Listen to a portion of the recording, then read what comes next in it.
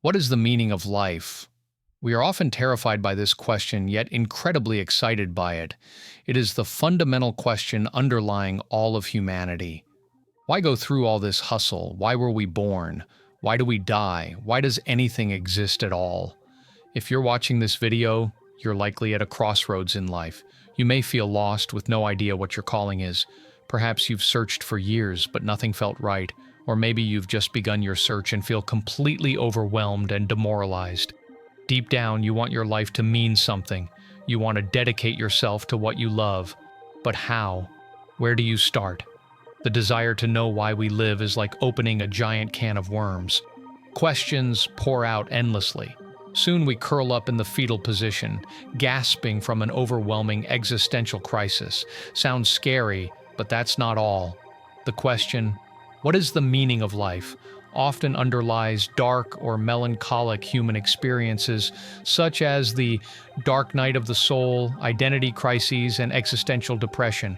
Sometimes the more we search for answers, the more they elude us, leaving us hopelessly lost as victims of life. In this video, I aim to help you navigate these difficult and frustrating emotions to the best of my ability, so you can feel empowered again. By the end, you should understand the difference between meaning and purpose, feel a sense of relief, know what to do next with your life. What's the difference between the meaning of life and life's purpose? You've probably used these terms interchangeably, as do many others, but they're entirely different. Clarifying this is crucial, otherwise the question, what is the meaning of life? Quickly becomes a tangled maze where your brain thrashes like a cat in a bag. Let's break it down. Meaning of life is something we invent ourselves. It's our personal philosophy, beliefs, and ideas about why we're here. It's subjective, shaped by your worldview and perhaps how much coffee you've had. Purpose of life is pre-installed software. Everyone has it. It's encoded deep within you. It's objective, not something you create, but something you fulfill, like a program running since birth. Feel the difference? We often confuse these concepts, leading our brains to throw a 404, meaning not found error. So to recap, meaning is subjective. It depends on you, your dreams, desires, and preferences. Purpose is objective. It's built into you from birth, written in your DNA and destiny. Now, the question, what is the meaning of life? Simply put, it's something personal, something that rings in your soul like an alarm clock on a Sunday. For some, it's raising children. For others, it's art, charity, or even living in a forest hut. Meaning can change like low-rise jeans trends or remain constant. The key is to listen to yourself. In the noise of daily life, your soul's voice is drowned out by worries, stress, and endless notifications. So, if you want to find your meaning, you'll need some inner exploration. Understand yourself, your talents, weaknesses, what inspires you, and what drains you. The search for the meaning of life is a fascinating quest, although sometimes you want to quit the game by throwing the joystick, but if you don't give up, the final prize will be worth it. Now let's talk about life's purpose. We often think purpose is something to hunt for, like treasure on an old map, but it's already inside us. It's not a riddle to solve, but a melody that's always been playing, just drowned out by life's noise. As I said, meaning is subjective, purpose is objective. It's not invented, it's built into your existence. You don't need to chase it like a departing train. You're already on the path, even if you don't realize it yet. So what is your innate purpose? From a purely earthly perspective, the answer is simple: to grow, change, and expand. It's the law of nature. Trees sprout new branches, rivers carve new paths. The universe expands without asking permission. Growth isn't a choice, it's a natural process. But are we just mechanisms that are obliged to go down this path? For those who see the world only through the lens of matter, the answer is obvious. Well, yeah, all living things grow. What's there to discuss? But to me, this view feels too narrow. Life is far more complex than a set of chemical reactions and physics laws. I've experienced moments that science can't easily explain, and I'm not alone. Humans have always sensed something greater beyond the tangible world, but since spiritual purpose is intangible, it's open to interpretation, hence the thousands of spiritual movements and religious ideas worldwide. Personally, I believe our purpose is to mature or evolve on all levels: physical, mental, emotional, and spiritual. Spiritual awakening is an expression of this maturation. Our souls expand and grow, and like pregnancy or childbirth, this growth can be painful, but it's part of life's purpose. Growth, you say? What if I don't want to? Suppose this whole idea of growth and expansion doesn't appeal to you. You're curled up with a blanket and tea thinking, what the heck? What if I just want to live quietly, not evolve like a Pokemon? Growth isn't always about success, enlightenment, or grand achievements. Sometimes it's learning to stand still without guilt, because expansion isn't just upward, it's also inward. Look at a seed. It doesn't instantly become a towering tree. First, it burrows into the soil, sits in darkness as if lazy or asleep, and then, when the time comes, pushes upward. So, if you feel stuck, maybe you're in that seed phase. You don't need to force growth, it'll happen when it's time. But here's the thing, even in stillness, you're moving. It's just not always visible. Or maybe you've looked at all this and thought, okay, seed, growth, evolution. But what if I'm not a majestic oak or a cherry blossom? What if I'm just some weed? What if my purpose is to lurk by the roadside and sting anyone who gets too close? Well, weeds are needed too. Nettles sting but are full of benefits. Dandelions seem useless, but their roots cleanse the soil. Cacti are prickly, but inside is water, a desert treasure. Maybe your purpose isn't to become a grand baobab, but to be a darn good nettle. The world isn't just majestic trees. Sometimes it needs those who survive where others give up. Those who are resilient, thorny, different, yet alive. Or maybe you're not a plant at all. Maybe you're something else entirely, like a fungus. Fungi are neither plants nor animals. They don't photosynthesize, nor do they run around, as far as we know. They can look like lone toadstools or hide underground as vast mycelial networks, linking trees into massive forest systems. So think, maybe your path isn't about growing upward but connecting. You're not the one reaching for the peaks, but the one linking, transmitting, creating invisible yet vital relationships between others. Maybe your growth isn't grow yourself, but help others grow. A fungus doesn't strive to be an oak, it doesn't need to. It does its work quietly, but without it the forest wouldn't survive. So perhaps you're just not from that kingdom of life. Life. What does it mean to be alive? Maybe I'm not even living. Maybe I'm a plastic plant, you might think. You exist, but inside, you're hollow.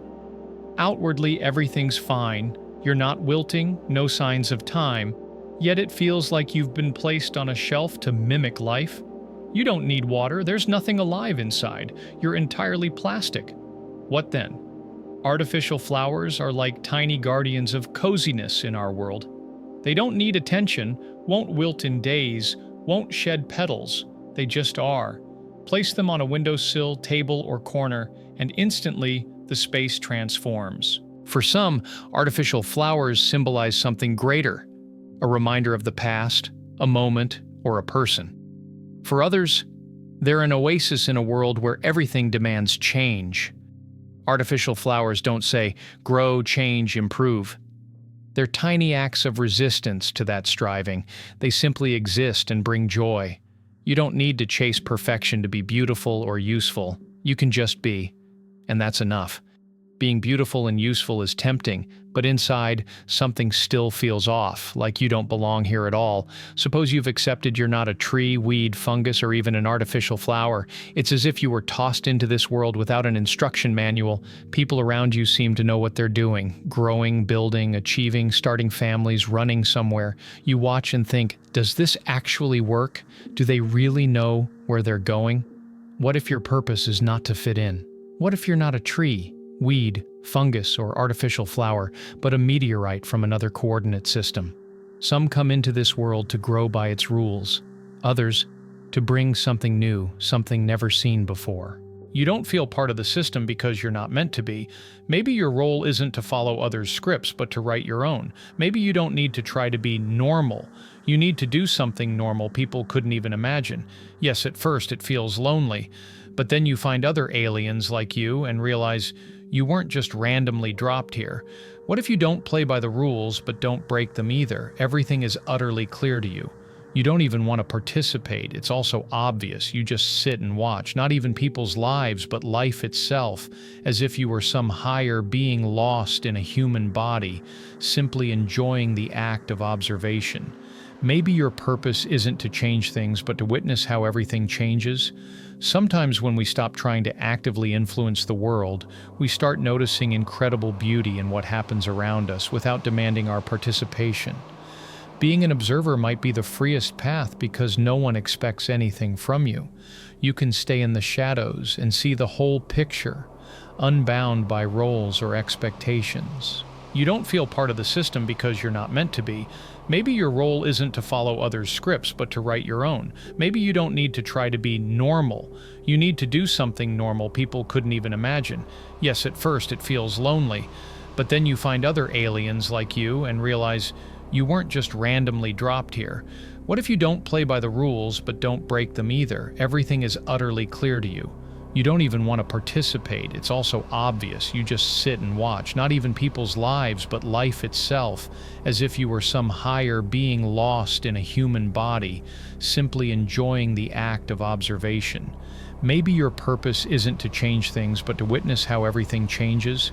Sometimes when we stop trying to actively influence the world, we start noticing incredible beauty in what happens around us without demanding our participation.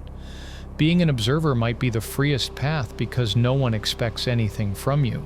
You can stay in the shadows and see the whole picture, unbound by roles or expectations. In this absolute freedom, you might find unexpected answers, perhaps even to questions you didn't know you had. Our main task is to grow our soul. Just as the body forms over 9 months of pregnancy, our soul is a process that doesn't end at birth. We have it from the start, but with every experience, it grows deeper and richer. All our struggles and pain are like sandpaper polishing the pearl inside an oyster, making it shine. Growing the soul isn't a one-day task, sometimes not even a one-life task. Mystics, saints, shamans from distant pasts or neighboring towns have called it many things, but the essence is the same. We're here to grow our true potential, to co-create something greater. This is what growing the soul means, connecting with who you truly are, or uniting with the divine. This culmination is known by many names: enlightenment, illumination, self-realization, heaven, oneness, individuation, nirvana, bliss, wholeness, moksha, non-dual state, Buddha state, and so on. How we get there is a topic for other videos, but there are many spiritual and religious paths suited to your mental, emotional, and spiritual maturity. To find meaning, you first need to find yourself. Self-reflection will help. If you're unsure how, here are some simple tips. 1. Recall what you loved doing as a child. Your inner child is the original you, the first version that entered this world. It holds immense wisdom waiting to be tapped. Maybe you loved reading, building things, dressing up dolls, caring for toys, climbing trees, talking to pets, pretending to be a cop, creating imaginary worlds. Pay attention to what you did longest and most consistently. The answer might not hit you immediately, but think, what was the heart of your activity? What quality drew you in? 2. Expand your mental horizons. We all have a circle of competence, things we know well, and things we know nothing about.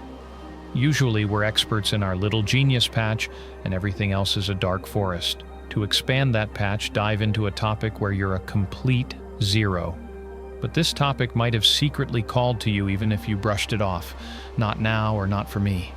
Take a moment. What would you explore if the stars aligned?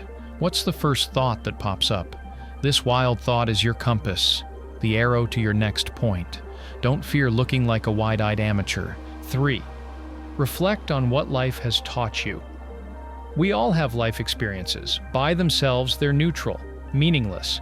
It's how we interpret them that gives them meaning.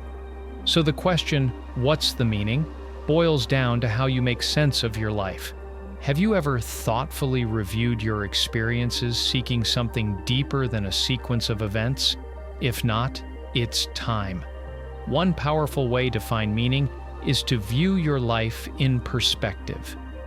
What moments were your peaks and valleys? What wins and losses shaped your path? Most importantly, what did they teach you?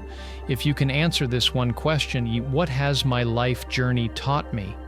And see your story more broadly, you might uncover your true meaning. 4. Visualize yourself on your deathbed. Tell me, what do you plan to do with your one wild and precious life? This exercise isn't pleasant. It might even feel painful. But as death approaches, everything becomes crystal clear. Set aside 10 minutes, find a quiet, dim place, a room where you won't be disturbed. Optionally, wear a blindfold to immerse in absolute darkness, like a starless night sky. Play mournful music in the background to set the mood.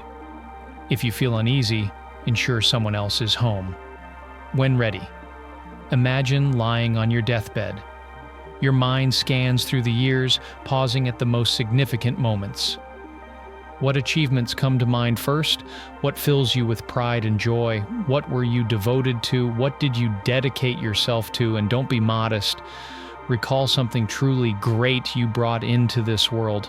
What was it? If answers don't come immediately, that's okay. Return to this exercise later, perhaps at dawn or deep at night when thoughts are clearer.